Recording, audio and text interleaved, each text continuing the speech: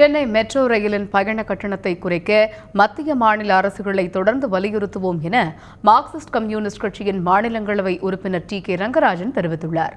சென்னையில் புதிதாக துவங்கப்பட்ட மெட்ரோ ரயிலில் இன்று பயணம் செய்த டி.கே. ரங்கராஜனிடம் எமது செய்தியாளர் ராமச்சந்திரன் மேற்கொண்ட நேர்காணலை பார்க்கலாம். பல்வேறு அரசியல் கட்சியினரை தொடர்ந்து மார்க்சிஸ்ட் கம்யூனிஸ்ட் கட்சியும் சென்னை மெட்ரோ ரயிலில் பயணித்தனர்.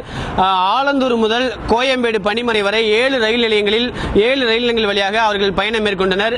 பயணத்திற்கு தலைமை தாங்கிய மாநிலங்களவை உறுப்பினர் டி.கே. ரங்கராஜன் நம்மிடம் இருக்கார். அவரிடம் சில கேள்விகளை முன்வைப்போம். சார், சென்னை மெட்ரோ ரயிலில் பயணிச்சிங்க, பிற மாநிலங்களை விட இதுல எவ்வளவு இருக்குது, வசதிகள் எப்படி இருக்குது? அது ஒவ்வொரு மாநிலத்திற்கு ஏற்ப சில வசதிகள் இருக்கிறது. இந்த மெட்ரோலையும் வசதிகளை இன்னும் அதிகப்படுத்த வேண்டும்.